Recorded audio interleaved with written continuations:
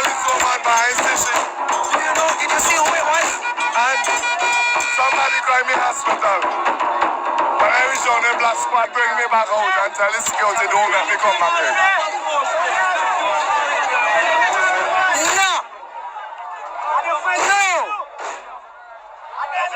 Meet John Mofford, a protester with an extraordinary story. Like Prime Minister Dr. Gonsalves, he too was wounded during the course of the August 5th Anti-Public Health Act Amendment protest movement. Look at this. I actually witnessed this. I witnessed that, yes. I saw a female police officer extended her baton. The guy was not in arm's length of the lady. The police officer, she extended her baton and brought the guy head. That is where things turn for the worse, because the protesters are going to retaliate. I mean, violence breeds violence, and the heavy presence of the police in riot gear and with their baton is indicative that they are out for war. And if they want to war on the citizens, on armed citizens, then we are going to push back. But let them carry on. They're going to have to bust every one of us heads, because we are going to retaliate. Some might say that that was retaliation for the damage that was done to the Prime Minister. Because not one, but at least 2 missiles connected to his head. As I said before, I didn't see that, and it is very unfortunate. I am not advocating that. None of us in the New Democratic Party is advocating that. We wouldn't want anybody to do that at all. So we're going to condemn violence in the strongest sense. I've been in the road, I black road. When the rain come down, all the police and I go shelter, I pull the rail across the road and push down the rest of them. I did it when it over and come back out. I come back and I did later in the road and I black the road, finish up and then coming up by Jack's Day. Then I get up from there, leave and come up. In the back up, I go buy a cigarette. When I walk and going back out, I feel somebody touch me on my shoulder. I spin around, and from the time I spin around, I battle from a black squad woman. Do you know her? Have you seen her before? No. I used to have recognized, because from the time she hit, it happened so fast, I just spin around and grab my head. So would you be able to recognize her again after? No, you can't recognize that. Then Mr. James, which the lawyer lady there, tell Mr. James to drop me down hospital. James dropped me down there. From the time I reached in the hospital, Black Squad hold me by my waist and throw me out until the security don't make me come back in. As in you got inside the hospital at the evening? Yes. Then bring me from inside the hospital yard and throw me out. Come back, from lawyer, inside the yard? Yeah, the lawyer lady cry me back by the hospital, by the police now, got the police paper, go back down there with them throw me out again. The same Black Squad officers? Yes. And then then she have to go with me and make sure I is the... This lawyer lady, what's her name? Miss Eustace. Maya Eustace. Yeah, Maya.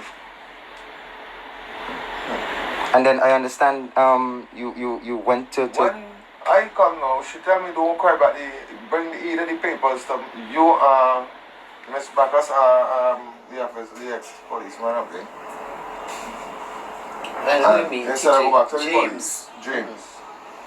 And I bring them, and then you the secretary around the car, she tell them, send me around with them, you know. I go around, I carry them around. From the time I walk in the sentry door, policeman give me a clout behind my head. I ask him, what the mother, with the obscene language. You got the number of the policeman? Look, I just gave you. So that's PC347 who clout you? Yeah. And all you do was basically entering the station? When I go in to carry the police paper from the doctor. To the public relations department? Yeah. One of them grab lamp on top of me, and the officer up there, it's by the officer up there come in and call out and tell him, no, let him go. Leave him like he comes, back up there he come in. What time this morning did this happen at the Central Police Station? About after 10 o'clock. And the wound that you sustained yesterday, I understand you took some stitches to the head? 3 of them. And you just took stitches and they discharged you? Yeah. Okay, no further checks, no overnight observations, none of that? Well, it's going to be overnight because I did down there and got through this minutes of 6 this morning. So since this incident happened yesterday late afternoon, Minister 6 this morning I got you. As in, that's when the doctor saw you? That is when they called me. Wow. So the medical report is not really truthful. It says that you were seen on the 5th, but you were actually seen on the 6th this morning. And that's why they don't put a time on it. There's no time. I was checking the medical report to see what time they served you. They dealt with you. But I recognize that it didn't have a time. It just put it PM. But it can't be right. Because if they dealt with you on the 6th, it should have been at AM. I'm just saying that to show how more and more I'm realizing that you cannot even trust what you get from the hospital on a medical report. Because that's the first thing I looked at to say, okay, I wonder what time it is they actually put down for the examination. They only have on it PM. And when you look at the date, it seems that they have the 5th of August. But if they're going to be accurate, they actually dealt with you on the 6th of August in the morning.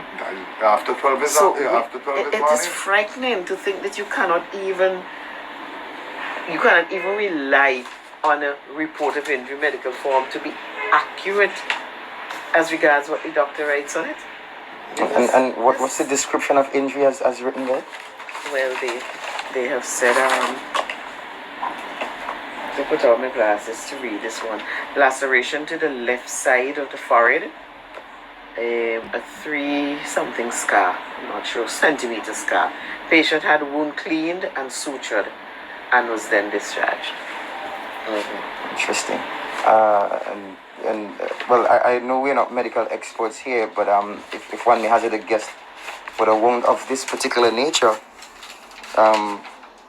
require further attention, MRI scan maybe, or the like.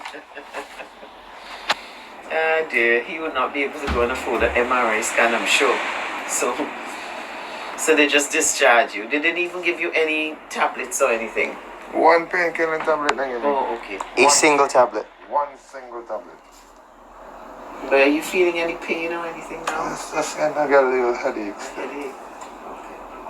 Okay. You lost a lot of blood yesterday, man. Yeah, because it was hot. It was hot, so Because my whole jersey, everything. And they threw you out of the hospital in a blood-stained jersey.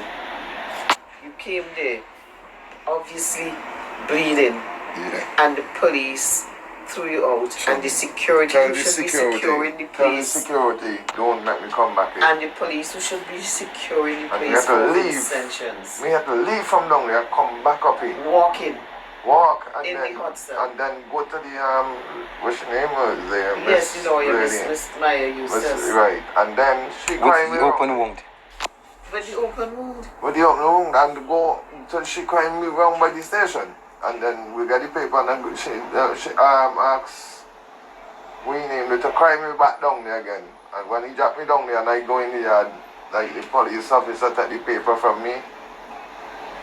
The police paper, cried to the senior officer, they said throw me out the yard again.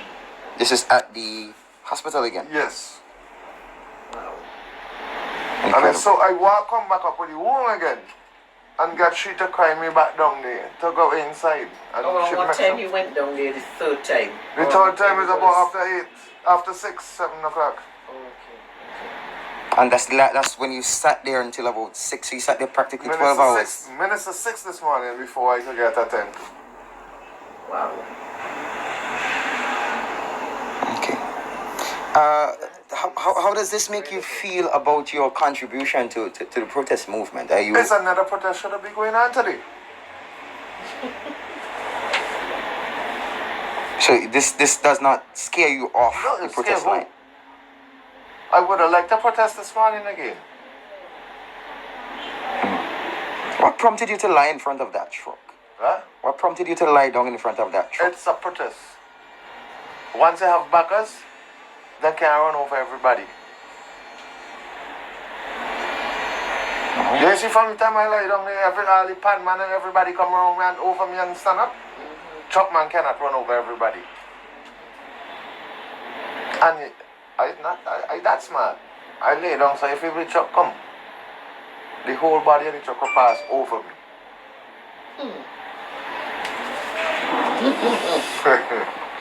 The truck high, you know. We don't want to be reckless. Get it, good. Recklessly walking But through a a line protest of is protesters. a protest is a protest.